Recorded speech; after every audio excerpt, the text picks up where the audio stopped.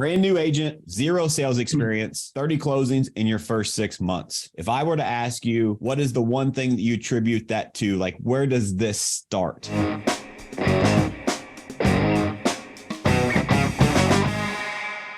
A new agent on our team, Shawn McArthur, closed 30 deals in his first 6 months as a real estate agent.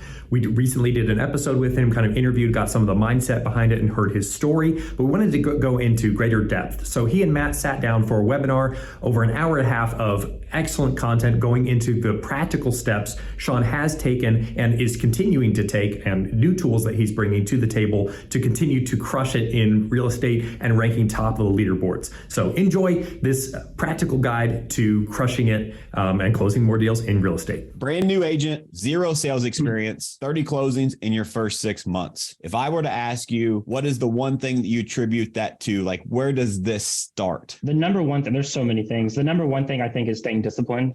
The skills will come. You'll learn so much as learning just by doing. There's so much in this business that you can be around, get knowledge. The knowledge will come. Taking action and being disciplined will solve so many problems in your business. 100%. Action wins, right? Is too many people are getting ready to get ready. And there's a lot of, don't get me wrong, skills are crucial, but where do you learn the most skills? You learn by doing. So there's a difference in training and skill building. And so I don't think that our industry lacks for training. I think our industry lacks for skill building. And there's a massive difference between the two. And I think it's important that we understand that, especially this is you being a new agent. So training was a big part of your process, but the training didn't make you successful. It was taking the action after you got trained, being willing to be held accountable to the action, build those three things: training, action, and accountability, build a skill, which leads to success. And so there's two gaps in between training and skill building. A lot of people misinterpret and think that's the same thing, though they could not be further apart. Training is 1/3 of a skill building process. But if you just learn, but you don't take action and you're not accountable to implementing that action and continue doing training, you're never going to build the skill that is necessary. So there's training, there's action, there's accountability. It's huge. It's 100%. So I want to jump into mindset, man. I know that's big for you. It's really big for me too. I say this all the time. Everything in life starts with mindset. And so the mindset that I am coaching, that I am teaching, that I'm communicating to the team, I'm communicating to everyone that I can share with. I did 2 free Zooms to other teams this week just as a value add. And I started them all both the same, is we are all new agents in this new market. If you're listening right now, you should write that down. We are all new agents in this new market. Just so happens we have a new agent here with us that sold 30 houses in his first 6 months. So when I say a new agent, that doesn't mean an unproductive agent. That means you have to reframe your brain and go back to the basics and the fundamentals and restart, because your memory, everything that you have done for the past 3 years, if you continue doing those, you will not get the same result. You have to forget all of that stuff and realize that I have to adjust to this new market, and you have to be ahead of the new market instead of doing what I used to do, because what you did last year isn't going to work this year. And for the new agents that are on here, this is literally the best time ever to be in real estate, because we don't have those bad habits. I don't know what COVID was like when the market was booming. This is the only market I know. And so I'm going to keep working like this market forever. So when the market, when things go crazy, I've already been doing the same steps. And I mean, who knows what business will keep doing as we keep growing these skills. So, dude, that's so much value there, because it's a lot of people will say, well, I wish I would have been in the market whenever it was easier, right? Or whenever it was multiple offers, it was this. But I love your mindset around that. It reminds me of a story when I first started. I remember when I first started, I mean, we weren't in any craziness like we came off of and we're in now. So it wasn't exactly like it is. Like, this is way more extreme on both ends. But I remember talking to agents that I was trying to learn from as I was newer in the business. And the conversation was, well, you should have been here 2 years ago. It was easy then. And I've taken that mindset and realized that I started when it was a little tougher. And because of that, I built the grit, the skills, the determination that I'm going to succeed in any market regardless. And so I love that you're looking at that through the mindset of opportunity, because if you're open-minded, you realize that we're all new agents in this new market, and you look at this as the mindset of a massive opportunity that it truly is, you can absolutely dominate. because not everyone is going to look at those things. As an example, one of those Zooms I was on one, it's a top performing team. Like I think they're number 2 in the state that I was Zooming into yesterday. And one of the agents, they may be on here, and I'm not talking bad about them, but one of the agents said multiple times as they were kind of giving me some feedback on some advice that I'd given was, well, I've been in the business 30 years and that's just not how it works. And so I went back to the beginning is completely understand, but this isn't 30 years ago. How I started this Zoom, how I started this webinars were all new agents in this new market. And the most expensive thing you can own ever, the most expensive thing you can own is a closed mind. And if you are stuck in the past, you are not going to make it through this market. So let this be your wake up call. I hope this opens some eyes of you're going to have to do different action to breed a different result. Like what's the definition of insanity? Doing the same thing over and over and over again and expecting a different result, right? Like that. What I'm going to do the same thing over again and expect something different to happen, especially as this market's transitioning. We have to adjust and be ahead of the market. And so I think that's a huge part of the mindset. Anything else on mindset, Shawn, you want to cover? No, there's just so much to that, especially as you're starting out when things get tougher. Just keeping that same mindset of like, hey, I know what my end, keeping the end in mind, it just matters so much to how you operate every single day. It's huge. Yeah, start with the end in mind for sure. And we're gonna break that down a little bit as we go through here. One of the things that I think has contributed to my success, and I know Shawn, you as well, because you've been in some of these rooms with me, and I know the trainings, and dude, you show up every single day ready to learn with an open mind. But I pride myself on being the biggest student in the room, no matter what room I'm in. And I think a lot of people have that mindset of, well, I've already heard this before. And so like we've experienced this, like at a sales mastery event, dude, you brought this up to me. You said, I'm sitting next to people and like, we had great conversations and they're talking about their success in the business. And then all of a sudden they just zone out in the middle of the conference and they just bury themselves in their phone. And I look over and they're on social media. They're not even doing anything productive. 100%. And it's because they have the mindset of, well, I've heard this before. And I'm just here to challenge you it's not about learning new things. One of my mentors, Ed Milet, says the secret to business is not teaching new things the secret is not teaching new things to old people. It's teaching old things to new people. What he means by that is mastery of the basics and the fundamentals is how you win. You don't have to find the new shiny object. You don't have to find the new secret lead source because there aren't any. Yes, there's nuances, there's subtleties. There are things that you can skip steps, right? There are pathways that you can take to speed up the process, but ultimately the fundamentals always win. And I think it's so important that you realize that mastery is everything. If you're not willing to master what you do on a daily basis, you're not going to win, especially in this market. And so having the mindset of being the biggest student in the room and mastering things is so, so crucial. As a matter of fact, mastery is required in this market. Find something, go all in on that, learn how to be the best at that. And then once you have that mastered, here's my definition of mastery. You learn it, you do it enough where you can teach it. Once you can teach it to others, you have started opening the box of mastery. Because teaching something versus learning something are completely opposite, right? And so if you can teach it to others and you can teach the subtleties and the nuances and you can answer their questions, now you've began the mastery process. Now you can add other layers and other things to your skill set and repertoire. But you have to focus on mastering the basics first. I think it's so important, like the growth, dude. I already hit on this, but it's, as I've went through my career and being a coach and having an amazing team that we have, like one of the things that I've learned is that the subtleties and the nuances, these little itty bitty levers, my coach and mentor and friend, John Cheplack, says it's the tiny hinges that swing big doors, right? It's the simple little things compounded over a period of time that make the biggest result. And so focus on those little things. All right, let's jump into the next point. Shawn, I'm going to ask you a question. So you're going to close 30 transactions in your first 6 months. What sets you apart from the average agent that sells 5 to 6 homes a year, according to the National Association of Realtors? What sets you apart? That's a tough question. I think there's really three big things that I would contribute that to. The first is treating my business like a business.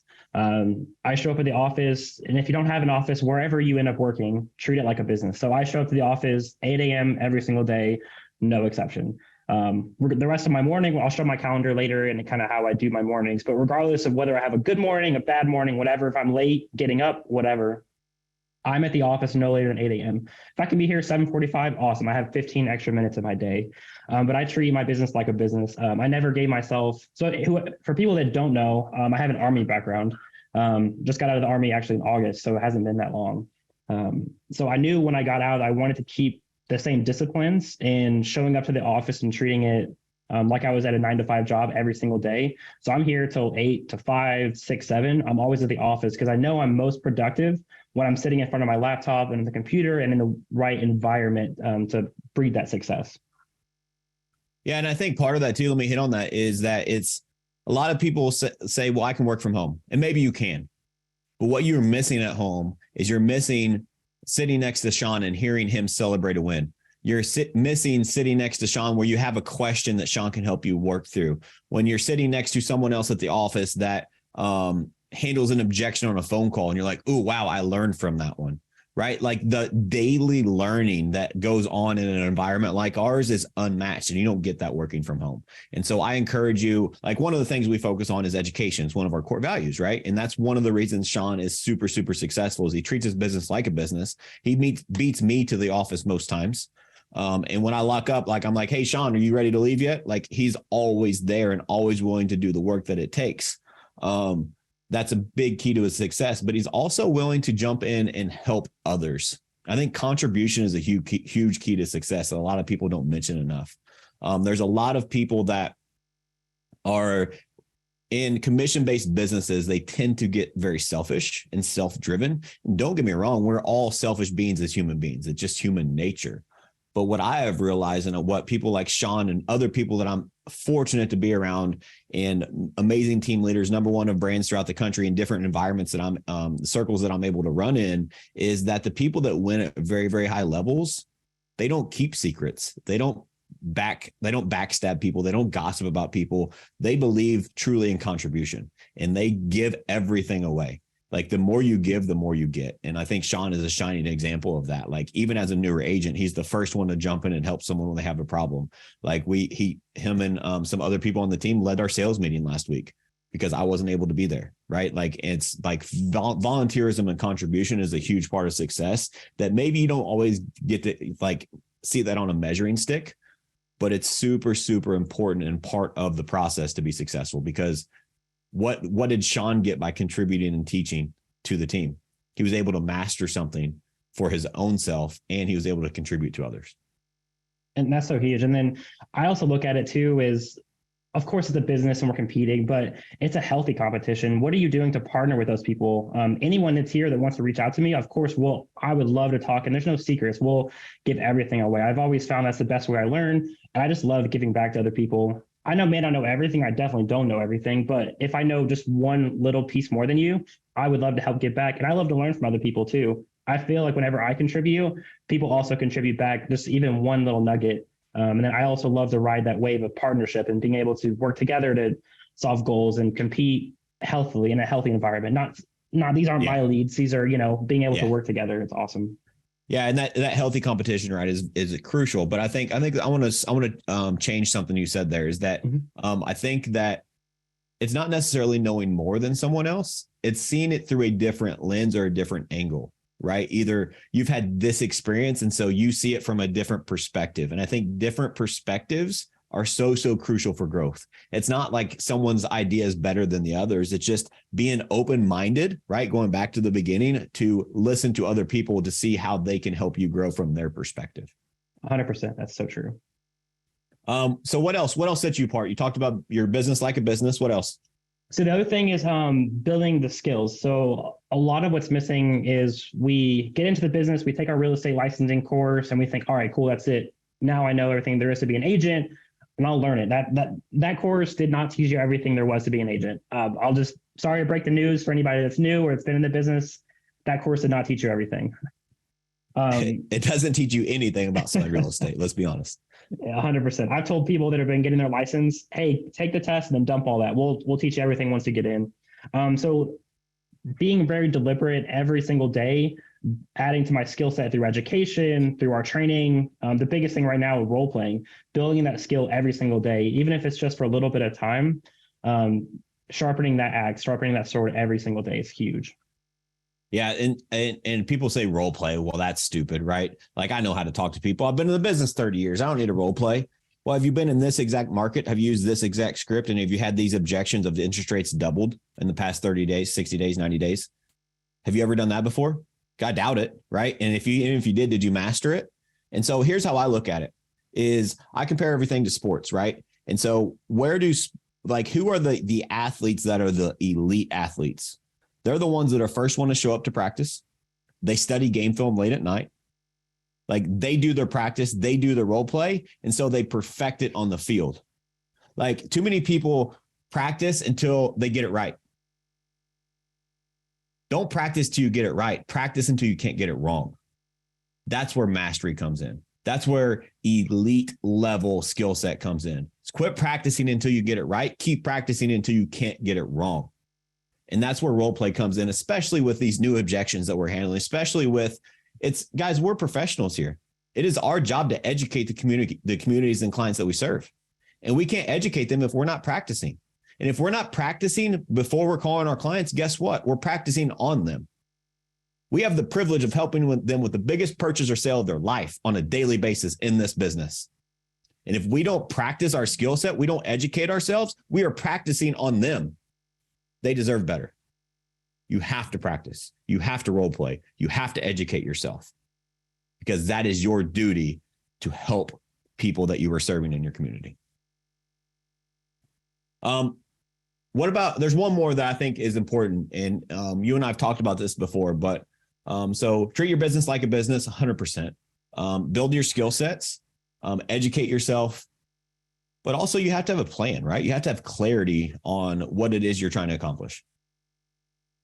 100%. Every single day, I know when I get to the office, what I need to do that day to get the goal that I want at the end of the week, to get the goal I want at the end of the month, 3 months, and a year. If you don't know exactly what those are, that's crucial. Then you're just kind of showing up to work blindly, making some phone calls here, making some phone calls there, just seeing what happens by accident. You have to know exactly what your targets are to make every single day a victory for that day. 100%. And I say it all the time, but if you fail to plan, like if I were to ask everyone on here right now, hey, do you plan to fail? Like, go ahead and answer in the Q&As. Do you guys plan to fail? Yes or no? Do you plan to fail? Like, I'd be willing to bet everybody puts no, right? No one plans on failing. It's a part of the process. You have to be okay with failure. But if you don't plan to fail, why are you failing to plan? You have to have a plan. Otherwise, so if you fail to plan, you plan to fail. It's so crucial. You have to build a plan. And it doesn't have to be some big elaborate 38-page business plan, like one page, the basics, break it down and put it in your calendar to build that consistency. And that goes into our next point. There's a common theme that I've seen, like success leaves clues. Like, that's a big part of my success journey, which I am just getting started, by the way. But that's a big part of my progression in my life has been finding those clues that other successful people leave and picking up on them and applying them in my business. And so one of the things that I constantly hear, and I've seen it with you too, is calendar consistency. You live and breathe by your calendar. Because in this business, if you don't act on purpose, you are living in chaos. And so talk to us a little bit about calendar consistency and how that's helped you in this business. So it's been huge. So before I started here, I never used my calendar for anything. I have a dental appointment on Thursday at 3. That's what I'd use my calendar for. I think my third week here, we had a training where they talked about a big coach that we use a lot. Here's our ideal calendar. This is what I time block everything. He goes so far as like time blocking showers, snacks, like he time blocks it in detail. And I took their schedule and I made that into mine. And I've been using it since day one before I even finished my licensing. I was like, all right, I know I need to make this change. This is what these successful people do. I'm going to put this in my business. I took that action immediately. He's told us what his schedule was. I time blocked it on my calendar and I haven't changed. And I've adjusted it, of course, as I've got into, the business, but I took that calendar and I've used that every single day since. Dude, that's, as you were saying that, something popped in my head. Like I follow a lot of successful people, like truly successful people, from Ed Milet, Andy Frisella. Like those are two big mentors that are like billionaires, right? That I go to events, I have masterminds with, like that I'm able to get in those rooms that make me uncomfortable, right? But if you really boil it down to you find anyone that is truly successful at an elite level that has sustained that success over a period of time. I'm not talking about the guy that got lucky, right? Or the guy that just happened to fall into success, right? These are consistent effort, consistent success on a growth trajectory over a period of time. The more detailed their calendar is, the more successful they are. Like that's a clue that success leaves. Like you find a billionaire, I dare you to find a billionaire that has grown over year that doesn't live and die by their calendar. It doesn't exist. So why do we as real estate agents think that we can outsmart what the successful and elite people do? This business, entrepreneurship, real estate, like it is tough. And there's so many moving parts getting thrown at us on a daily basis. You have to control what you can control the controllables. And so here's why it's so important. If I were to ask you, like this is everyone on the Zoom, if I were to ask you, go ahead and type this in the chat. You have to pick one. There's no, well, both are important. You have to pick one. Which one is the most important to you in your life? Time or money? Go ahead and put that in the chat. Which is most important to you? Which is most valuable? The amount of money you make or the amount of time that you have? Time or money? Which one's more valuable?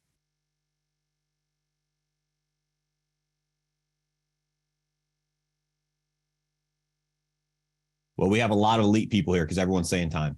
That's what everyone that has an elite mindset that is going to accomplish great things in their life say time. And if you say money, you're not wrong. That's just the trajectory of your life that you're on, because money is very important. Money's not a bad thing. I want more money. I can help more people with more money. So let me be very clear about that. But here's why time is more valuable. If I were to say, Shawn, if I were to tell you, dude, I'm going to give you $1 million, make that $10 million. I'm going to give you $10 million just because I'm going to give it to you. You'd like nothing could ruin your day. You'd be in the best mood ever. You'd have the best day ever. Like, here you go. But I had a stipulation to that. The only way you can accept that is you're not able to wake up tomorrow. No amount of money. You waking up tomorrow is worth more than $10 million. So tell me again how money is more valuable than time. So why do we spend all this time budgeting our money? We don't budget our time, which is our most valuable commodity. Because once you use that time, you don't get it back. Control your calendar. Calendar consistency and calendar discipline is crucial. Shawn, I see a question here. Let me go back up to it. Thank you guys for participating, by the way. Shawn, what did your plan look like at the very beginning when you did not know anything about real estate? So that's actually a really, really good question. I'm really, really big on, so as far as my daily plan, I didn't really have one until I got into the business. I didn't know what to plan for. I didn't know what it looked like. So my biggest piece of advice for once you're in the business is find a mentor, a coach, someone who you lean up to, whether it's a team leader, another team leader, somebody, depending on where you're at. Find them and whatever they're doing, lean on that for a while, see what works, take that and run with it. As far as before I knew about real estate, I'm huge on vision boards. So I had a huge vision board before I even got in the business of where I wanted to look like at the end of this year. Spoiler alert, tell that story. Okay. So last year, December of last year, while I was still active duty in the Army, all that stuff, I'd make my 5 and 10 year plans. Who knows what my life will look like in 10 years, but I know the targets I want to hit. How will I hit them? No idea. I'm going to take some action along the way. My 1 year targets were to be agent of the month, be on a podcast, and some other, some big things like that. That was before I even hit my license. 3 weeks ago to the day, 1 week before that 1 year mark, I was agent of the month for last month. And I was also on my very first podcast. It was huge for me. I did not know how I was going to be there, but I had that goal in mind of, I don't know what it's going to take, but this is what I want. crazy stuff happens when you vision it and when you take the action to get there. Crazy stuff happens. Dude, yeah, having a vision for what you want and then dissecting that down into the daily action that it takes, putting it on your calendar and sticking to it, it produces crazy results. Like there's like I can't explain it, man. But that's like I get goosebumps every time you tell that story, because the part that he said that very quickly, but the part that he kind of left out there is he was still in the military, had not even considered, like he hadn't asked us if he could join the team. He hadn't even asked if he could get out of the military yet. But he made a vision board of, I'm going to be on this real estate team. I want to be a part of this. I'm going to be the buyer's agent of the month, and I'm going to be on a podcast because this is my life's plan and goal. Like he created that vision for his life and then was willing to do the work that it took to create it. Like the power of visualization, guys, is unmatched. You have to create that clear plan. Such a great story. So it's daily task. Like, so let me try to help here. Whoever was asked that question, daily tasks are, number one, if you're on a team, buy into the team, right? They have a proven model of success. And if you need help with that, that's what All or Nothing in Real Estate is all about. It's a platform to give back to the industry. It's given so much to me. And so I'm happy to have a conversation. We can have a free call, go over what that plan looks like. I'm sure Shawn would be available if you'd like to talk to him privately on what that looks like. But daily actions, like here's, let me break down a simplified version, is you need to role play a minimum of 30 minutes per day. Role play on the scripts of who you're going to call during your power hour, minimum 2 hours if you're new in the business, of proactive prospecting, follow-ups, in the trenches, creating that snowball effect of momentum in your business. Like, so that's 2.5 hours of work a day. If you do that and do nothing else, you will be successful. If you have good lead flow, you have good skills, you have a good team that you're a part of, like that's truly all that it takes. Now, take in mind that there are meetings you'll be a part of. There are skills that you have to build. There's also like, you're going to have to show these people or list their homes, whichever side of the transaction you're on, or both. So there is that stuff for the afternoon. But if you master your mornings with that 2.5 hours, that's all you focus on, and you have tunnel vision and nothing distracts you, and you actually play all out 2.5 hours a day. Like if you do that for 90 days straight and you pull your head up after 90 days, you fall in love with that process, you will not recognize your business. Promise you. The problem is most people get distracted and they won't do it for a consistent. They do it for a week and don't have a result and they stop. Well, I did an hour today, so that's good enough. Like you have to be committed and be consistent with your goals. So I hope that helps. Whoever asked that question, if you'd like to message me privately and we can have a call if you need some more clarification on that. That's kind of the basics, but there's obviously more nuances to that. Shawn, anything else you want to hit on your calendar? Like, do you want to go over maybe your ideal schedule quickly? Yeah. I'll hit my schedule real quick. So typically I wake up every morning, 4:45. I like to wake up early, just used to that. I hit the gym, do a miracle morning routine. If you don't know what that is, we can explain it later. It's a great book too, The Miracle Morning. Basically, it's just a little bit of reading, some education, some visualization, see where I want to be for the next day. And then getting ready. That's from 5 to 7:30. I give myself plenty of time to hit the gym, do all that stuff. No matter what happens, if any of that goes wrong, car breaks, whatever happens, I make sure I'm at the office no later than 8 a.m. every single day. And then I have my prep for the day, kind of see what inboxes, tasks I have, if I've received messages, emails, whatever. And then kind of plan out my rest of my day. And then I do a quick market study every morning from 8 to 8:45, kind of see what the trends are. You plan your day in the morning? Plan my day every single morning. Cool. And then have an agent huddle from 8:45 to 9. We kind of meet as a team, kind of go over, some quick agent huddle stuff. Then we do role play every single day from 9 to 9:30. It's time blocked on the calendar, and we're role playing every single day. We've actually stayed on the exact same script for the last 3 weeks. We're working on mastery right now. Haven't changed it at all. And then I do my first. So let me ask. Let me dive in on that. So Shawn, someone that's listening, like I understand it, and I'm so proud of the team for sticking with it, right? But someone that may not understand it, why you need to role play the same script 30 minutes every single day for 3 weeks straight? Don't you know it by now? There's so many nuances to that script because it's not like when I talk to somebody on the phone, they're not going to have the exact same response every time. And I'm actually now working on internalizing it so I can actually take pieces of that script and put them in other conversations. That's what I've been really, really focusing on last week or so. I realized I've found taking whole paragraphs, I have them memorized and put them into a random conversation that I had with somebody else, not even looking at the script in the car. I'm like, wow, this works. What do you know? Dude, that sounds like mastery to me. That's awesome. Cool. I just wanted to hit on that. That's a huge point. Oh, it is. That's huge. And then I had my first prospecting hour from 9:30 to 10:30. That's where I'm sitting down, going again during that morning plan. That's where I'm also figuring out who I'm prospecting to, get my list together, figuring out what I'm calling on, stuff from like there. And then I'll do follow up maintenance. And by maintenance, I mean checking on files. When you've got 9 under contract at one time, you're doing a lot of maintenance, trying to make sure everything's going the way it should be. So let me jump in there. Mm-hmm. So many people would tell me, well, I have to respond to that lender at 9 o'clock. Even though that's what I'm supposed to role play, that lender messaged me. I got to respond to them at 9 o'clock. They can't wait till noon or 10:30 for me to handle that maintenance. What would you say to that person? I thought the exact same thing when I first started. I grew up in the world where I get a text, I need to respond in 10 seconds. I realized, turns out they'll be okay if you wait 2 hours. It wasn't an immediate, they're still going to be there. Honestly, a lot of the time, the problem may have worked itself out before you respond.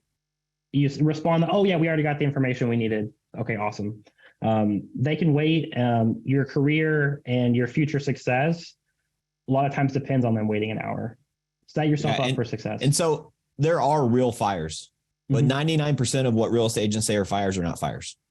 They can wait an hour till you're done with your prospecting, and then you can clean up the fire, right? Like, and so again, that's calendar consistency, guys. Those little things, it sounds like, oh, well, that doesn't work for me.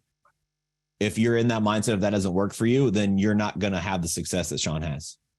Because like I said earlier, the people that actually stick to their calendars, like he has catch up time in his calendar for that reason, to catch up at that time. Are there exceptions? Sure. But it's 1% of the time that you think there should be exceptions if you're a normal real estate agent, because every fire is not really a fire. It can wait. And then of course, I have an hour time block for lunch, whether I want to make my lunch, go out, whatever, have an hour for lunch. And then I have my second prospecting hour right after lunch. So I've already eaten, I'm pumped up, ready to roll. 1 to 2 o'clock. You'll sometimes catch that lunch crowd. That just works for me. And then from 2 o'clock to 6 o'clock, that's just dollar productive activities. So that's where I'm setting up all my buyer's consultations, where my showings, negotiating, all that stuff is from 2 to 6. And then go home a couple hours. And then I have another education learning block every night from 8:30 o'clock to 9 o'clock. That's awesome, man. Hey, guys that are listening to this, would you like it if Shawn would be open to sharing a copy of his ideal daily schedule with you? Let me see in the chat. Shawn, would you be willing to do that if they're interested? Oh, 100%. I'd love to. Awesome. Cool. Yeah, we see. Cool. Wow. Yeah. Sweet. just a few responses. Yeah. Sweet. Awesome. That's what they came for, right? They came for you, man. So good stuff. Yeah. We'll share that with you guys. We'll send it out in an email. So all of you that register, we have your email. We'll send it out to everyone that registered so you can have a copy of that. Dude, that's good stuff. So I want to talk about something that I think gets in the way of a lot of real estate agents, and that is overwhelm. I think a lot of people get stuck in overwhelm, and they get stuck in overwhelm because of multiple reasons. Number one, there's a lot of changes going on in the market, right? There's a lot of moving parts. But we also try to do too much. And what happens is I'm guilty too. I'm not perfect. I don't always stick to my calendar like I should. And every time I don't, I regret it because I have to play catch up the next day. And that carries over to the next day. And that carries over to the next day. Like, procrastination is the enemy of success. And so if you can quit procrastinating and you can focus on what you need to do today, that really, really helps with overwhelm. Another thing too is, and I heard a story the other day, and I'm going to do my best to share my version, but I call it Take the Next Step. And so it's from a book. It's I don't remember what the name is, A Boy and a Horse in the Woods. I don't know, something like that. But it's basically, here's the story. There's a boy and there's a horse that are in the woods. And the boy says, he panics and he says, I can't see my way through the woods. And the horse somehow talks. But anyway, the horse says, well, can you at least see your next step? So the boy's saying, I can't see my way through the woods. What am I going to do? I don't know how to get out of here. And the horse says, well, can you see your next step? And the boy says, yes. So the horse says, okay, then just take that. Just take the next step. Just do the next right thing right. Sometimes we look at the journey, we look at the long game, we look at the goals that we set for ourselves, and we become overwhelmed with what it's going to take to become that person that can accomplish that. But if we just narrow that in and we realize that we just need to focus on taking the next step, because that next step that we take gets us closer to that end game, gets us closer to that end goal.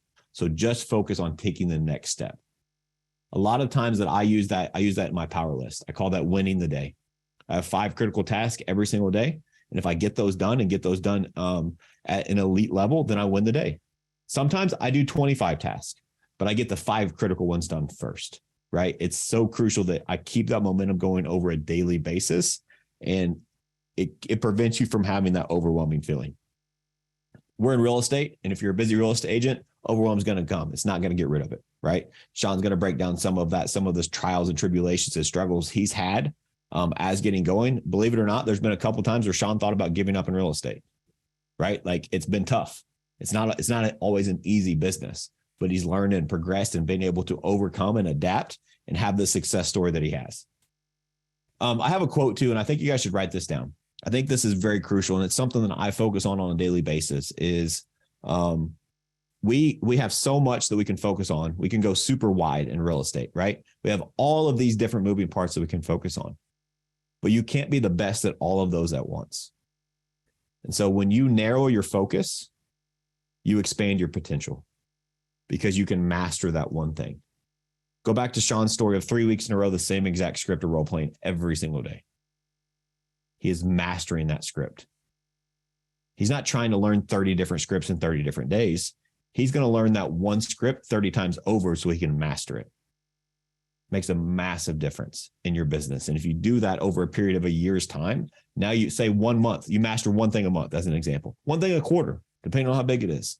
That's 4 new skills that you have mastered that you now have in your tool belt, versus just maybe getting a little bit better in 10 different aspects. Makes a big, big difference. So just take the next step. That ties into people overestimate what they can do in a day and underestimate what they can do in a year. Guys, a year's a long time. You can accomplish so many things. Go back to Shawn's vision board story, right? Like, that was probably a little bit unrealistic and uncomfortable when you made that vision. You were still in the military. You weren't licensed in real estate. You weren't on the team. Yeah. Hadn't even talked to you yet. Yeah. We hadn't even met. Right. But Shawn was a past client that turned into a raving fan that earned his way on the team, by the way. There's more to that story. But it's so crucial that you realize that why things get overwhelmed is because we procrastinate. We think, well, I can do more tomorrow. Guys, there's only so much time in a day. And we always think, well, I'll do that tomorrow. Sometimes you have to remember tomorrow. Like, I love quotes. So what I mean by that is whenever I find myself and I catch myself, man, I want to snooze because I'm going to hit the snooze button on my alarm because I want to work out today. Or I don't need to make my recruiting calls today. Or I don't need to return this email. Or I don't need to do this lead generation task. Or I don't need to do this open house. I can do that tomorrow. I catch myself. And it's a trigger for me. And I immediately do that task. Because I have a quote that I say to myself all the time, remember tomorrow. Because my tomorrow self will either be proud of what I did the day before or regret the person that put that more shit on my plate the next day. So remember tomorrow and take the next step. One of my coaches, John Cheplak, says, do the next right thing right. It sounds super simple, but that's the secret to success, right? Do the next right thing and do it right. It's pretty simple. So put your focus on the next right thing and do it right. As an example, again, Shawn's role play story. Shawn, I talk a lot about winning the day, right? I hit on that a little bit with my power list. You're very consistent with your calendar. So what does a win look like for Shawn? Like, if you win the day, what does that look like for you? So there's a couple of things. So the number one thing I always look at every single day is, am I 1% better? I've heard that talked about in a few groups, and some coaches talk about, am I 1% better than I was yesterday? I don't need to be a whole new me. I don't need to have six-pack abs and being able to call anybody and convert them on anything? Am I just 1% better than I was yesterday? That's one way I win. That's one big thing I look at the end of the day. Was I 1% better? Dude, let me hit on that. 1% better each and every day for a full year. That is 37 times better over the course of the year. 37 times by doing 1% better every single day. The compound effect of that will absolutely transform your life. That's where consistency comes in. 1% each and every day is 37 times better in a year's time. Massive. Keep going. Sorry. Oh, I mean, just speaking on that, have I changed at all since I first started as an agent, even a few months ago? Oh, dude. Yeah. And I'm working 1% better every day on my communication, my sales. I didn't have any of those skills. I've never had that. So I'm working on every single day, just getting a little bit better. The other thing I work on every day is, am I contributing to someone else, either in my community, in my office, somewhere? Am I giving back to another agent? Am I giving back to a client? Am I making someone else's life better? So I can get as much better as I want, but if I'm not contributing to someone else that day, I don't think I had a really good day. Of course, there's those days where you're not getting out of bed, whatever, but I want to make someone's life better just a little bit every single day. Dude, and then my last thing is, we talked about what's your business plan? What are your numbers? I know I need to have X amount of conversations, dials, whatever, every single day. So for me right now, to hit my goals for the rest of the year, I have to have 10 conversations every single day. So I can break that into my prospecting hours. Oh, I need 5 conversations this hour, 4 this hour, etc. I love it. And so know your numbers, right? And then stick to it. And these are great questions. Kennedy, Joe, we'll get to those at the end. I'm kind of running behind here. I like to talk a lot. So I want to give you guys the other value that Shawn wants to drop here, and then we'll absolutely answer those questions at the end. So thank you for, I have seen those. I want to give you the time that you deserve to answer that after the webinar. So Shawn, training, education, coaching, like I'm a lifelong learner. I believe in education is one of our core values. As a newer agent, what training or coaching has had the biggest impact on your success?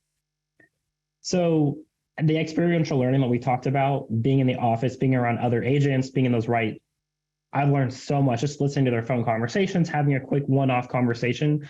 I learned so much from just getting around those people. Our morning huddles are really big. So if you're not having sometimes to meet with other people that are like-minded, either on your team, other teams, what other networks, that's huge. And then sales mastery, I learned a ton getting out of my comfort zone. That's where, for me, the mind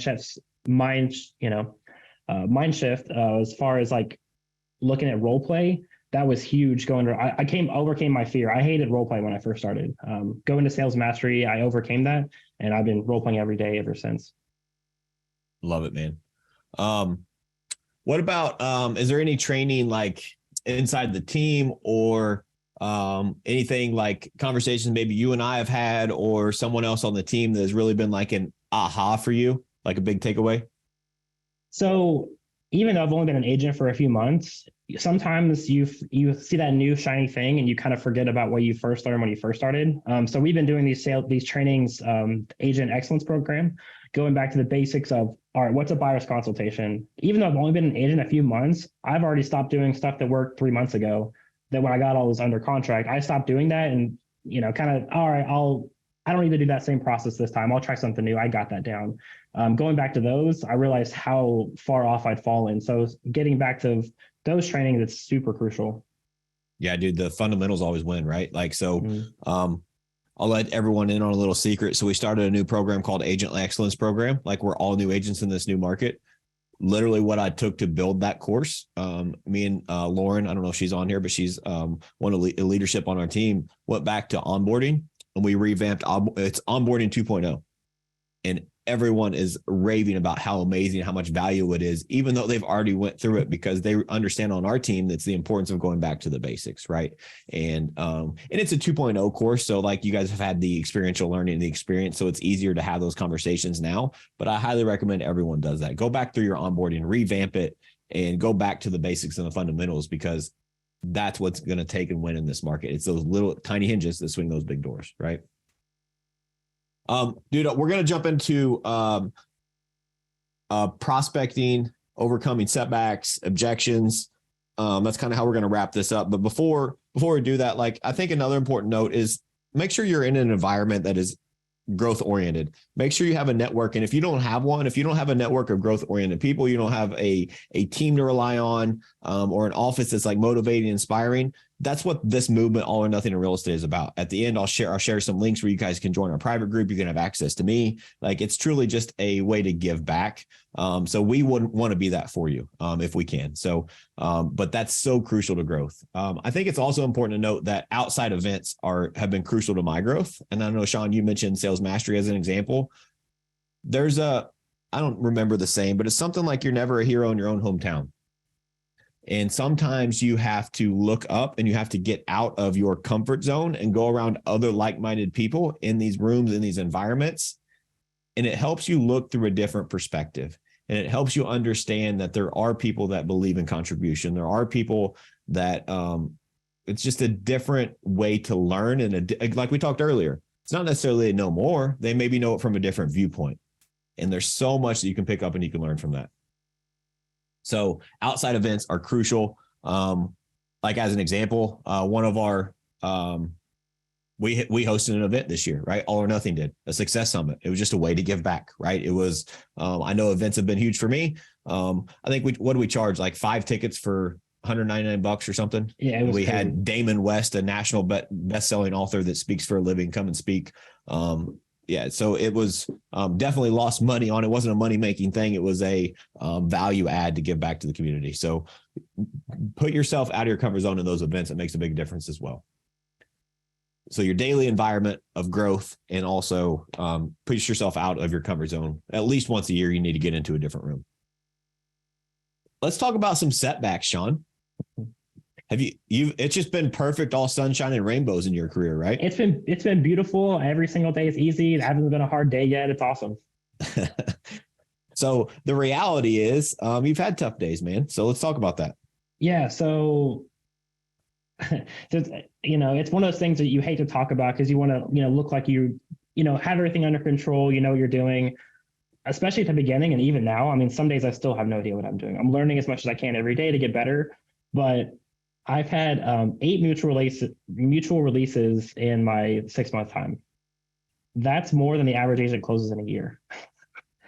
That's tough. It's a tough pill to swallow, especially because, I really want to be the best at everything I do. And that was huge. Every single time I had a mutual release, the people I've talked to, some of them may be here, some of them aren't. I talked to, I was like, I can't do this anymore. I'm the worst agent. I'm letting my team down. I'm letting my clients down. I must be doing something wrong every single time. They hit me really, really hard, especially after the third one. The first one, all right, it was my first week. But after the third one, the fourth one, the fifth one, those hurt. Yeah. It's not easy, right? Like, and there's, dude, thank you for sharing and being transparent and vulnerable. That's how other people learn, because a lot of, I'll just be real, right? This is my platform. So I'll just be honest. There's a lot of these platforms, a lot of these people that sell sunshine and rainbows and sell all this stuff. Number one, I'm not selling anything. And number two, this is the reality. Like, this isn't theory, this is proven. And so Shawn is closing 30 homes in his first 6 months, but it could have been 40, right? It could have been more than that if he wouldn't have had these setbacks and this mindset stuff that he had to deal with, where he almost gave up on real estate. And so I think it's important that we share the reality of, it's not always easy. Yes, he's got great accolades. He's had great success very early on, but that doesn't mean it's been an easy journey, right? And when those days happen, you have to, I got into the bad habit of, if that would happen the rest of my day, I went home, like I shut down. I did minimum work to get by the day to the next day. Take a little bit of time. If it's an hour, 2 hours, go do whatever you need to do, come back, get back into the grind. Because if you let your whole business stop because of one mutual release, how many more are you going to have? And the second is, find one thing that you could have done differently to maybe correct that. One of mine, it underappraised by a lot, but I still went back and said, all right, what could I have done differently to help correct this in the future going forward? Maybe there is nothing, but there's at least one takeaway you could have. Dude, that ties into another core value that we have. It's one of my personal values, and it's one of our team core values, accepting responsibility, right? You can't change what you don't own. And so what Shawn just demonstrated there is that even though shit happened that was out of his control, even though that things happened, mutual releases, that he, instead of pointing the finger, he said, all right, what could I have done differently to prevent this from happening again? What can I do differently to serve these buyers at a higher level next time this happens? And I mean, I think that's a huge key to your success, man, is being willing to own that, to figure out what could I have done differently. Maybe there's nothing, but at least looking in the mirror first is the only way that you truly grow. Yeah. So never kudos blame to my you for that. client. It's on me. It's never the client. For sure. Let's talk about some mental toughness. How has that had to play in your success so far? Especially going through those, having that, knowing my why, it makes it very, very, I know every single day why I'm getting up, what I'm doing, even on those tough days where someone yells at you, been cursed out by people before, gotten hung up on, knowing why I'm doing what I'm doing. It's more than just about me. It's for the team. It's for so much other stuff. Having that mental toughness to know if I get hung up on, that's okay. It's not the end of the world. If someone curses me out, no big deal. I'm going to take it on the chin. How can I still serve this client? How can I still help this person? Even if they don't want to be helped, what can I do to help make their life better? It's huge. Yeah. And sometimes those people don't want help, right? And we can't help the people that don't want help. So just move on. But don't let that ruin your entire day of now you can't help other people, right? 100%. And especially, dude, 8 mutual releases in 6 months. Like that's massive, right? Yeah. The average agent sells 5 to 6 homes a year, and you have lost more contracts in your first 6 months than the average agent sells. And so going through that mental toughness, going through all of that, and keep like just the will to keep going, the grit and the tenacity that you have shown. Dude, I couldn't be more proud. And that's one of the major reasons for your success. And I feel like you're just getting started. Like 30 in 6 months is amazing, but with your mindset, with your work ethic, with the grit and the determination, the willingness to learn, dude, like it's the sky's the limit.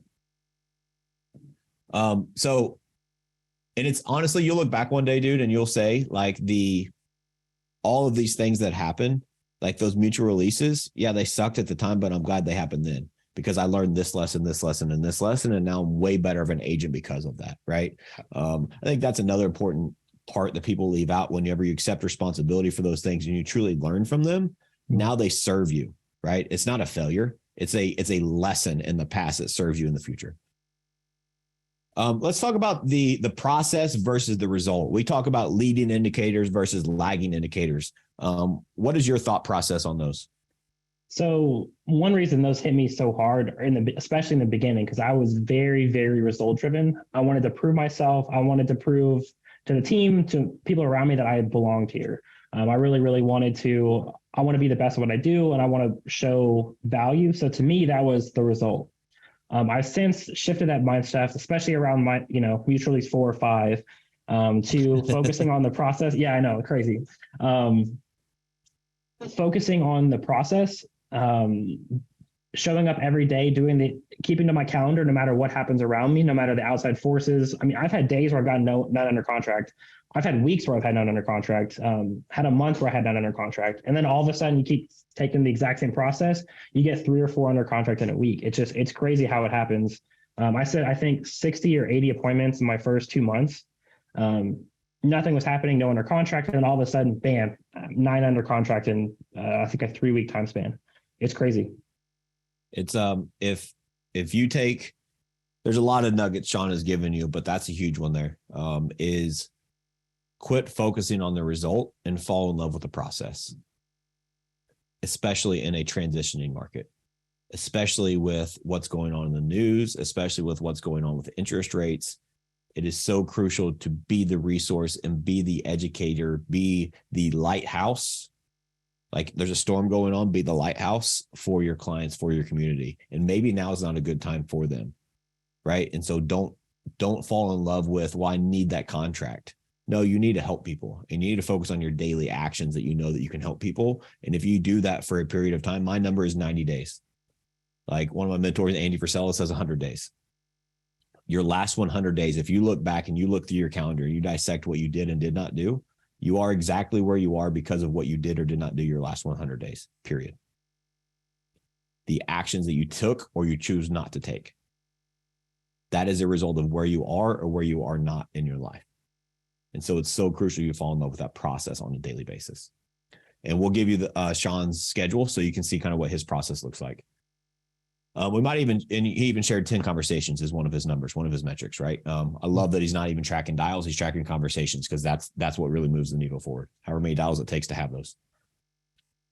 Dude, let's talk about prospecting. So how has prospecting helped your business? It's brought most of the business. It's what you do every single day that actually moves that needle. Like you said, like 90 days. That's crucial. What I do is, like I talked about my schedule, is if you're not doing at least an hour a day, you're not even in the business. 2 hours a day, especially in this market right now, is, in my opinion, and what a lot of people are saying, is like the minimum. If you're not doing an hour a day, what are you doing the rest of your day?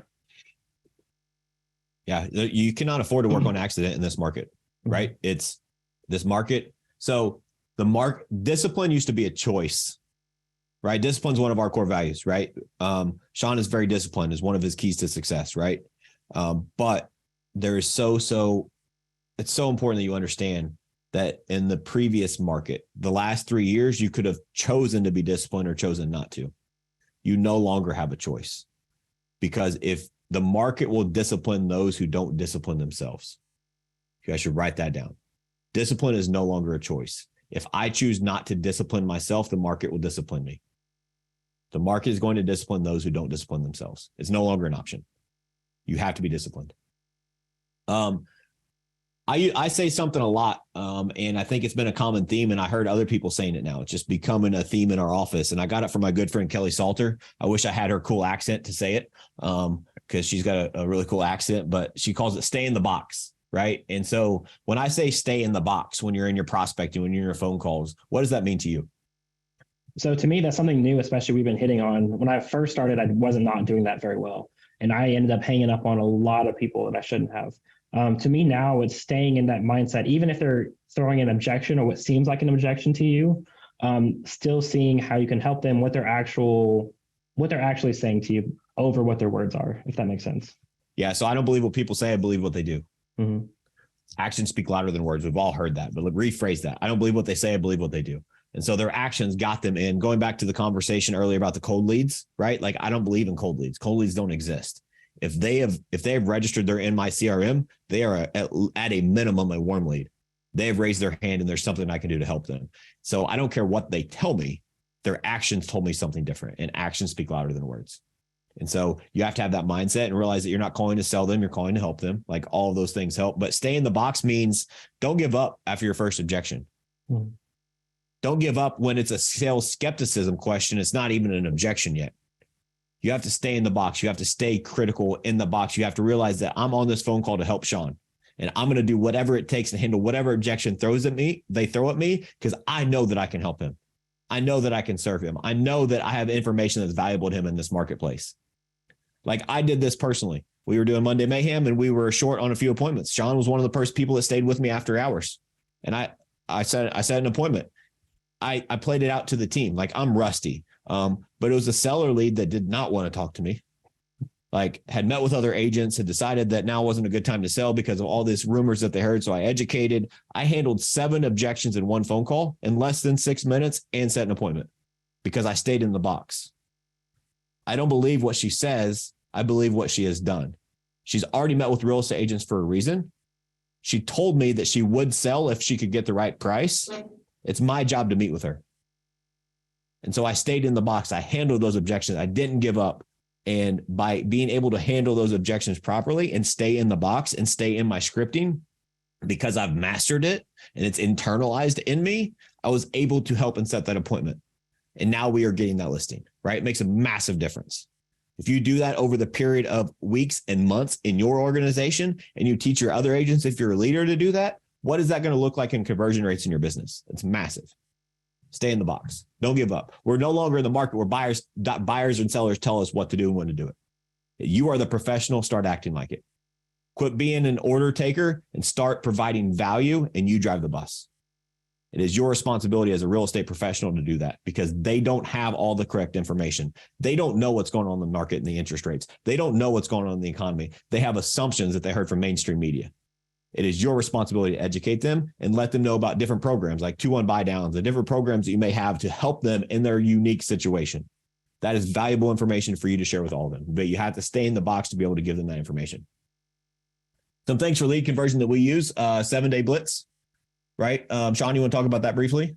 Yeah, so we do a 7-day blitz process. Basically, it's a phone call, an email, a text, and what's in the program and I'm huge on is video text every day for 7 days. We have got a cadence with it, but we have a specific plan of what we're going to talk to that person and reach out to them every day for 7 days.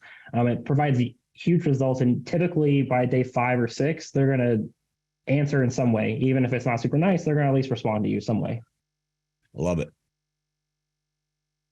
I think having a follow-up cadence is important. And dude, we could do a whole nother maybe we do. Let us know in the chat if you want to do maybe we could do a live in the private group, or maybe we could do another webinar.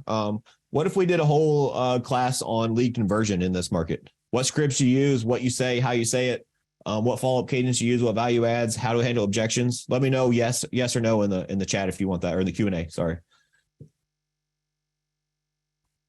So video text.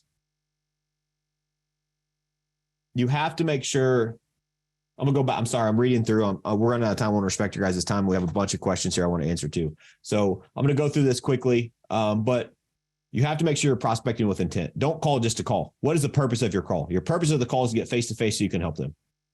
Don't lose track of that when they say, "Well, I'm just looking," and you say, "Okay, I'll send you properties." Right? Like that's not what salespeople do. Quit it. Stop. It's not gonna work. That person on the phone, on the other end of the phone, deserves more, and it's your responsibility to deliver more. Video text. Video text is crucial for multiple reasons. Number one, my communication circle. I talk about it all the time. One of my focuses for 2023 is to become a better communicator. I think the better I can communicate, the better that I can spread the message, the more people I can help. And so with that, I studied a lot of things on communication, and I call it my communication circle. Only 7% of how people receive communication is the actual words that you say. So if you're sending a text message or an email, there's a 93% chance they're going to misinterpret that. If you ever got a text message from someone, you're like, "Well, why the hell is Shawn pissed off at me? What did I do wrong?" And you call Shawn, you're like, "Hey man, dude, what's wrong?" And he's cool, nothing's wrong. He's like, "What are you talking about?" Because you misinterpreted the text, because you can only deliver 7% of communication. There's another 38% that is the tonality. That is how you raise your voice, the different nuances of your excitement. You lean in, you pull back, different things that you do with your voice. 38% is how people receive communication. That's why a phone call works better than a text. That's why a phone call works better than an email. But that's only 45%. You're still missing the biggest part of the circle, which is 55%. And that is visual. That is body language. You can see me even on the Zoom. Like if I sit on my hands, it's not the same result, right? You guys aren't getting the same message. It doesn't sound as good. Now, if I don't even change my voice, like imagine the difference that it would be, right? You guys don't receive the same message. And it's so important. Your buyers, your sellers, your clients, your community don't receive your full message unless you have 100% of that circle filled. And video text gives you the biggest portion of that because it gives the visual aspect. You get to show your body language. You get to share your excitement with more than just an emoji, right? It's so real. And people actually get to see your face. They know you're a real person, right? It makes a huge difference. Something we promised, Shawn, we use video text for everything, right? Like anytime you're going to text them, why not just a congratulations text? "Hey, Shawn, congratulations, you're under contract," right? Video works great. But where I think a big thing has came in is a ghosting text. Like when people ghost us, right? Which it happens in this business. Shawn, if I were to ask you, let's role play quickly with the people. Mm-hmm. If I was a buyer that ghosted you and you sent me a video text, what would you say? Because you've had tremendous success with this, right? I have. Mm-hmm. So what would you say to me in that video text? So I've actually used this one recently. I've actually had 3 buyers around the holidays. They just were really looking, pre-approved, and they just stopped talking to me. They completely ghosted me. So especially around, big events, holidays, I just want to say, hey, thank you so much. I hope you're doing well, and I hope you had a really great Christmas. I will talk to you again soon. You don't have to go super into detail about anything. Just tell them Merry Christmas, provide some value, and they almost feel obligated to respond to me. I honestly just wanted to reach out to them, see how they were, and almost all of them have apologized. "I'm so sorry," whatever reason. They've given me the reason why they haven't talked to me for 3 weeks. Because you're now a person. You weren't a person before. You were a text, right? Now you're a person because they see your face, right? It makes a massive difference. It's so crucial. We have a couple templates of that, or do you have any templates of that you could share, Shawn, of what those video? Yeah, I have like scripts for those. 3 or 4 different ones that I use. Would you guys like that? Would you like it if he sent you like a script for those video texts that he's had tremendous success with? Cool. I see some thumbs up. Awesome. Yeah, we'll make a note of that, Shawn. We'll add that to our email that we send out after. And it's so important. You call with intent. You set the appointment, get face-to-face, right? It's so crucial. And guys, I'm going to make a bold prediction here. Let me know in the chat because I'm curious. But I would be willing to bet that you as an agent have hung up on more leads than leads have hung up on you. Let me know if you agree or disagree in the chat. Say agree or disagree. You as an agent have hung up on more leads than leads have hung up on you. I see some agrees. Some people that are not answering, probably afraid, hard disagree. Cool, Steve. I love it. Sadly, yes. Cool. So, guys, here's where I'm going with that. Here's my definition of a hang up. If I, as an agent, if I don't end the call with an appointment and I say, well, Shawn, it was great talking to you. I'll just follow up with you later. That's a hang up. Hey, Shawn, I'll just send you some properties. Let me know if you see anything you like. That's a hang up. Let me know if you see anything you like, Shawn. Send it over. We'll take a look. Basically, hey, you do my work for me. You find a good property and I'll let you in the door. Mm-hmm. That's a hang up. If you don't handle 3 objections in the phone call, that's a hang up. Stay in the box. You should expect objections as a salesperson. Quit getting frustrated. Quit getting defensive. People are objective to salespeople because they don't understand and you have not articulated the value that they know they need you yet. So don't get offended.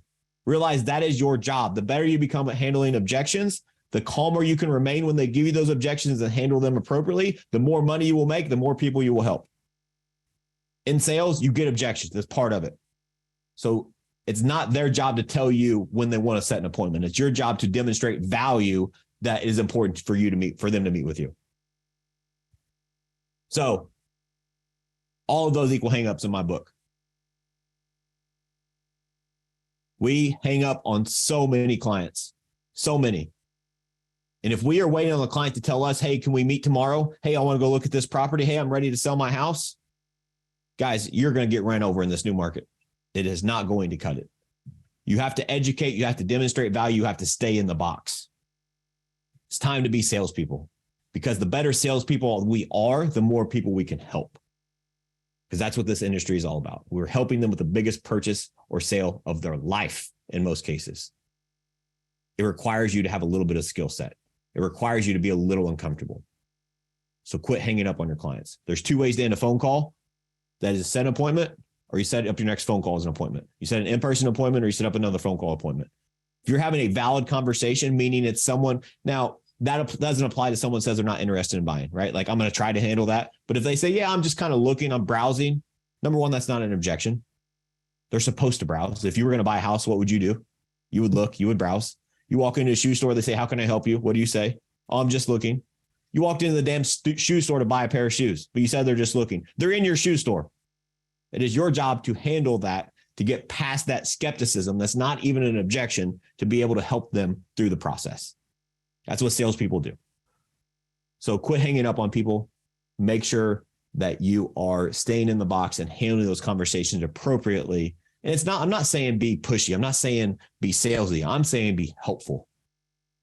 Because you can't help them if they have those limiting beliefs. They don't understand the current status of the market. They're just looking. Are they better off looking by themselves? Or can you help them build a better plan for when they want to buy or sell?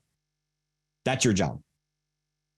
So you have to handle that, get past that, and help them develop a plan and be on their side. And you become trusted. You build that rapport. You build that relationship. And now you can actually help them through that process. So quit hanging up on people. Shawn, I think you put this, right? In this market, you can't just send properties and hope they call you. Talk about that a little bit. Times. Yeah, it's so true. I mean, every time that we do that, what are the odds they're actually going to call you back? or they just talk to the next person. They don't trust you. They're not going to send you the property. They're going to talk to the first person that answers that phone that says, I want to see this property. If we're just opening doors for them, what are we doing? We're not an agent. We're not on their team. We're just opening the door, writing a contract, hoping to get paid. That's not what we're about. That's right. We got so conditioned over the last 3 years of the pandemic market that we were order takers. We did what they asked us to do, and we didn't have to have much of a skill set, right? Our toughest thing to do was to write multiple offers, highest and best, and secure the property, right? Like that was the toughest thing to do, is which buyer are we going to choose, because which one has the best buying power to buy this house, right? Like in reality, in a lot of markets, that was the toughest thing to do. Like there was more nuances to it, right? I'm making it sound easier than it was, but for perspective, that's not the market we're in now. And we have to make sure that we don't turn over the power to the prospect. What I mean by that is not that I want to be the one that's in a power mode, but I know that I have education and information that can help guide them through this process as the professional. And so I need to have a bit of the power. The only way I can have the power in the relationship is if I deposit enough value into that relationship. And I do that by handling objections and providing value and educating them on what is going on and helping them develop a plan that fits for them and their family's needs. Like that's what salespeople do. And it's time to get back to that. You can't just send and hope. It doesn't work. Must set the appointment, even if it's not your ideal scenario. Shawn, talk about that a little bit. Yeah. So especially when you're starting out, if you don't have a ton of business, I'm all about saying yes to the appointment. It may not be they may want to rent. They may not be super high income. It may be farther out than you want to drive. You may have to pay a referral for it. I'm always about getting face-to-face with that client. Who knows? They may be in a completely different price point than they think they can be. They could afford a lot bigger house. Honestly, I just love being able to help people. And how many referrals are going to get from that client once they close? I've already had multiple people who bought. Now they're selling with a team. Now they know 3 other people that want to buy. That transaction turns into 4 or 5 transactions. So, yeah, for sure. It's just take care of the people, right? Like help people. It sounds simple, but yeah, right. Just help them. And I think a big hang up too is a lot of agents don't set the appointment. What I found is because they don't know what to do at the appointment, right? They're afraid to handle the objections. They're afraid to stay in the box because they don't know if they have enough value to provide when they meet with them in person. And that comes from education. That comes from doing it. That comes from putting in the reps, because your job isn't to find them the quote unquote perfect property. Get rid of that. That does not exist. Your job is to find the why behind the what. Don't fall in love with the property. Fall in love with the motivation on why they're looking to buy or sell real estate. Get to know them. So the heart chooses and the mind justifies. Tie into their emotions, tie into their heart, tie into why it is important for them and their family. When you do that, you build a relationship, you build trust, you build rapport, and then they will let you in so you can help develop a plan that fits their needs. That's the secret to sales. That's how you sell in this market. But you can't do that if you're not willing to stay in the box. You're not willing to be consistent on your calendar. You're not willing to show up every day and role play. Like those things are crucial in this market.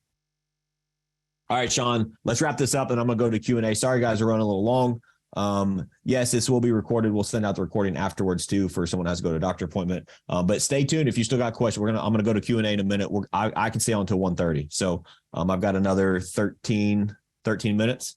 Shawn, last question for you, and we'll have about 10 minutes of Q&A, is what is your biggest tip or piece of advice that you would give to the agents listening? Focus on the process, not the results. I know we've hit on it multiple times now. It is so crucial, especially starting out, because if you've been an agent a month, 2 months, 3 months, you're probably not having tons of success yet. It takes time. I didn't have my first closing for almost 2-3 months. And then all of a sudden, here we are, like things are, blowing up quick, but focus on that result, on that process, and the result will eventually come. I love it. Fall in love with the process. All right, I'm going to turn it over to some Q&A. If you guys have other questions, please ask. I'm going to go back and get caught up here with some other questions.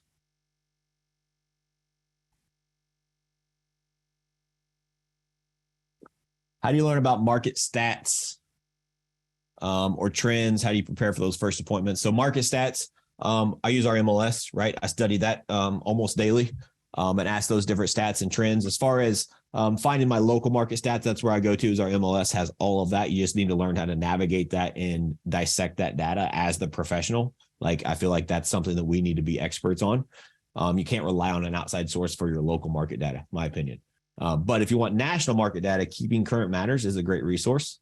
Has everything that you need. It talks about interest rates, talk about current state of the economy. There's a lot of great stuff there. It's a resource that we use, is Keeping Current Matters.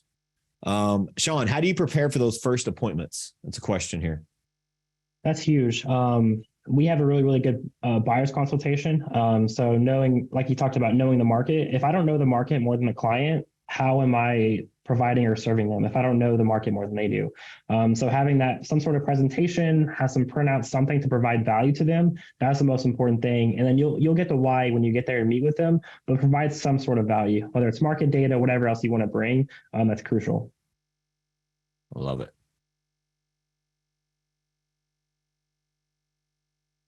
Shawn, I'll leave this to you. How do you keep track of your conversations? So we actually use a system that keeps track of our conversations through our CRM. So if you don't have that, I also use a daily tracker where I can keep track of conversations. So if you don't have and you don't want to pay for some expensive software, literally have a pen and paper next to you and keep track of conversation, phone calls, what's working, what isn't. We also, we're fortunate to be able to have CRMs and systems that track that. If you have questions, feel free to ask us in All or Nothing. I'm sure we can share all that with you. But if you're just starting out, pen and paper, it's not nothing, doesn't have to be, mind breaking. Yeah, for sure. Just keep track of it, right? The numbers matter. So find what works best for you. Our CRM does it for us. We believe in tracking things and numbers and metrics. So, and then do you have scripts you can send out to practice? So I don't have any of those prepared, and I would be doing you a disservice if I just sent you scripts without any meaning behind it, and when to use the script, when to say this, when to say that. It's just words on paper. And so I think if we do a 2.0 of this, which it sounds like we have some demand for it, whether we do a webinar or just do a live in the group, we can go in depth on that and then we can send it out there. I don't want to send and hope, right? Like, I don't want to just send you listings, Lisa, and hope that you understand the scripts. And so we'll go more in depth on that. I see one by someone anonymous with a really long paragraph about struggling with goals and consistency.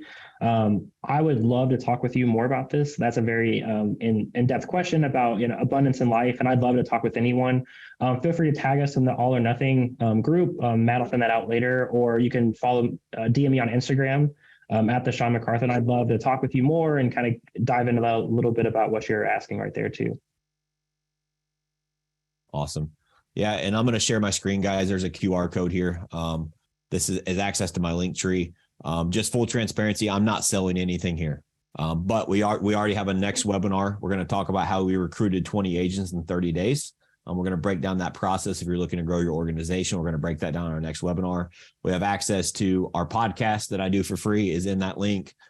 We also have access to, I'm a coach for John Cheplack. I coach a lot of elite teams throughout the country, and I am currently I've got space for 2 more clients currently. So if that interests you, there's a coaching link there that you can get a free coaching consultation with me to see if we're a good fit. And I also am a partner with eXp Realty, and I'm looking for strategic partners that I can help pour into this stuff at an entirely deeper level, and create those win-win partnerships. And so all of that is available in that link. You can follow us on socials, all that stuff, but you can get all of that there. I'm going to keep going through questions here. So, but I wanted to share that with you guys in case you guys could find more value from the podcast, et cetera. And also go ahead and register for our next webinar. It's going to be great on how to recruit. We really broke down the process. Let's see. How did you start to get your leads? So Tim, I wish we could talk in depth about this, like back and forth, but I'm assuming you're a new agent, so I'm going to make some assumptions here. I'm assuming you're a new agent, and I'm assuming that maybe you're not on a team with a big database. And so my first advice would be, in this market, it's important that the power is in your database. And so we have a very large database on our team that allows people to go to the quote unquote cold or old leads, which are leads that just haven't been engaged in a week or two, because of just the lead flow that we have and different things we built over the years on our team. But the best lead source is a lead source that you're going to work. And so if I were a new agent in this new market, I did a video on this. If I were a new agent in this new market and I had no money and I wanted to grow my business, the first thing that I would do is I would go and I would find nice neighborhoods and nice houses, and I would find ones that are listed for sale. I would call the listing agent and I would say, hey, would you mind if I did an open house to help your seller out on 123 Main Street? And I would start doing free open houses. That's no money involved. You don't have to do anything. It's just a little bit of time that gives you the opportunity to now have a reason to circle prospect around that house. Gives you a reason to door knock. It gives you a reason to meet with people face to face. And if no one shows up, guess what? You can use that as a prospecting hour in that house. But it gets you seen as the professional. And so I think that's where I would start. In addition to that, like social media, there's branding and marketing. Depends on what you want to do. Social media is a big play for us. We also do Google pay-per-click. We do realtor.com, Zillow, you name it. We've done it. We do referral sources. We do anything that gives us a positive ROI and allows us to help more people. But just starting out, you just have to be very budget conscious. I highly believe in teams. If I did not own a team, I would be on a team just because of the leverage and the value that it creates. And so maybe that's something you could look into, or if you are on a team, get with your team leader and say, hey, I need some leads to call, because it's not all about new leads. The average conversion rate of an online lead is 18 to 24 months, and it's probably going to extend during this market shift. And so if they registered 2 years ago and did not buy or sell a home, like, they have not been called because real estate agents are notorious for not following up. And so there's still value in that database. And so be careful not relying on just new leads. Shawn, any insight there? It's huge, especially with the open house, hitting on that. We've been doing a lot of open houses recently, and I've gotten a lead or a great conversation at each of our last 3 that we've done. And there's multiple people there, so we've each gotten one. So it's not like I'm just the only person there. One person came by. We're each getting at least one lead, conversation, referral, something. There's so much traction for open houses, especially starting out, because you can do them with basically no money. Buy some waters, put a sign up. That's all you got to do. Shawn, what's your goal for 2023? So on the real estate side, just as far as transactions, my goal for 2023 is 70. Not including any other businesses, other goals like that. You got to have multiple things, but just as far as transactions, 70 for next year.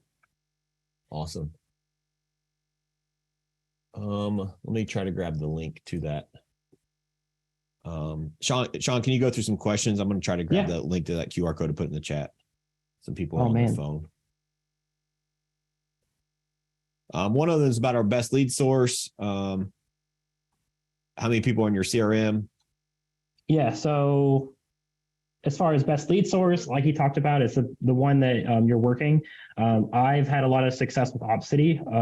A lot of agents don't love using Opcity because they pay referrals on the back end. But if you're starting out, you're not paying for referrals up front. You're paying them at the closing. And I've had tons of good conversations. I've had quite a few closings from them. They're an awesome source. I would look into that. As far as, I have a couple of questions about the people in our CRM. We've have thousands. As far as we have 39,000 right now active in our database. Quite a few, yeah. I think I have 200 in mine, maybe a little bit more somewhere in there. But the most important thing is being efficient with what you do have. So whenever I had 10, when I had 5, one thing we didn't talk about was the sphere of influence. Someone said all of my friends and all of my spheres broke college kids. I've only been in the area for maybe a year, and I've already closed 2 sphere in the area. Because it turns out lots of people that weren't looking at buying. They don't know the process. You talk to them, all of a sudden they want to buy. I've had, already 2 closings and a couple more referrals, some people that are looking, and I don't know that many people here. Love it. Those of you that are if you're still on here, Greg, I just put the QR code there. And someone else, I put the QR code there. If you're not able to scan that, I'll give you the Linktree link. Guys, it's all about mindset, right? Like how we started is that we can have the mindset of, well, it's not fair. I don't have a database, or well, I don't have a sphere. So what do I do? Or it's not resources that we lack. It's resourcefulness sometimes. And it's time to get hungry. It's time to get gritty, think outside the box, and put in that action and that effort over a period of time. Here's what I found over my years of growing a team. Here's a little backstory on me. My very first year in real estate, I sold 74 transactions, my very first full year as a single agent. My number one lead source was renters that I turned into buyers. I found holes, found opportunities that didn't cost me money. And I had a conversation and provided value about why they should purchase instead of rent. Right. And it's evolved ever since then. Every lead source that we have ever purchased, with the exception of very, very few, have worked if we work them properly. When I say worked, we have gotten positive results and a positive ROI from them. It's all about how you handle the leads. The quality, the skill set of the agent determines the quality of the lead. You can give me the best lead on the planet, but the agent that doesn't answer in the first 5 minutes, the answer doesn't have a follow-up cadence, the agent that doesn't know how to have the correct scripts and dialogues to help them through that conversation, like, they're going to frustrate that buyer, and the buyer's going to go somewhere else. It's not always about the lead. It's about the skill set. And what is cool about that is that we can control that. I can control my attitude. I can control my effort. I can control my skill set on how I talk to these leads, because how we talk to the leads, how we help them through their process and our follow-up cadence and the value we provide determines the value of that lead. Shawn, would you agree with that, or do you have any insight on that? Oh, 100%. I mean, it's not like my leads are any better than they were a few months ago. I'm converting much higher. I'm sure there's actually less leads now, and I'm converting at a higher rate because the skill sets are growing. And again, one thing we talked about, I brought up some people here before. If you are getting leads and they're coming in right now, if they're coming in regardless of the market, they're very, very hot leads. You need to be talking to them as fast as possible. That's crucial. Speed to lead is everything, man. Joe Ferraro, what's up, Joe? Will you share your Agent Excellence 2.0 plan? Yeah, send me a private message, Joe. It's kind of a work in progress. We're not finalized yet, but I'm happy to share the kind of the plan of what that is. We've done 4 of 8 classes, I believe. With the holidays, we kind of took a break from that, but I'm happy to share. Reach out to me, send me a message, reach out to me. I'm happy to. Shawn, Tim says, lead gen is a big deal. I am new, and it is hard for me to focus on who to call. How do I focus on leads? Oh, that's tough. So if you're not on a team, I can only talk really from the team perspective, and I've never been a solo agent. I'm not sure how that works. If you are a solo agent, reach out to us. We'd love to kind of help you with a network, find some ways for you to kind of like dig into whatever you do have. I'd love to look at that, and we can talk more. Yeah, we do have connections to some lead sources that we can connect you with too. Depending on your market, depending on your availability, you have to produce. You have to be willing to be held accountable. But we through our network, through my coaching opportunities, we have some access to some of that stuff. So if that's interest you, reach out to me. Yeah, for sure. Market information, I covered that. So Joe says, Shawn, so do buyers only available to go on showings from 2 to 6 p.m.? So that's new. So as you're growing in your business, it's not 100%. So I have found when I first started, anytime somebody wanted a showing, I dropped everything, left the office, and I was going to show. Matt and the team have been talking to us and teaching us that's not correct. And whenever you're leaving your prospecting, how are you hurting your business for the next 90 days to go show that one client who may or may not even buy a home? So I set a schedule from 2 to 6, and then I also have that follow-up maintenance from 10:30 to 12. If I need to lose my lunch, that's fine. But if you tell them, hey, I have an appointment at 10, is there any way we can meet at 2 o'clock? 95% of the time, they'll say, that's no problem. I totally understand. Dude, 100%. Like yes, your schedule has to be flexible as a real estate agent, but you also, like, I had a rule because I was working so much when I was in the field, is that I wouldn't show on Sundays, right? Like, that was my family day. And like, I drew a hard line on it. And 99% of my clients respected that, right? But I have to, like, if it came down to it, I lost a couple clients. I was not willing to bend, and if they didn't understand, like, it wasn't an urgent marketplace, they just wanted to be difficult, and so they needed to go find someone else to help them, right? But it's very important that you have that plan and you draw those boundaries. There are always exceptions. Like, if this was a market from 18 months ago where homes are flying off the shelf in 3 minutes, you can adjust that, right? But you always ask the question, especially in today's market. Hey, I actually have another appointment at 10 o'clock when you want to do that showing. Is there any way that we could do it at 2:30? Most of the time, they're like, oh, yeah, not a problem. But we're afraid to ask that question. We're afraid that, well, we have a showing, we got to go. Number one, make sure you pre-qualify that showing. Are they pre-approved? Have you had a consultation with them? Or are you just a door opener, right? There's other value to go into that too. But Shawn, I appreciate you. Thank you for providing value. We had a lot of people on for this full time. Thank you guys for staying late that stayed. If you guys don't mind in the Q&A, just can you thank Shawn for his time and sharing the value if you got value out of this? He's taken a lot of time out of his busy day to help and share this knowledge. And I know there's a lot of good stuff here. Guys, don't forget the QR code here if you're interested in any of the things we talked about, coaching opportunities, our next webinar, podcast, partnership with us in our EXP network. There's a lot of value that we are trying to provide that that we are providing to a lot of people.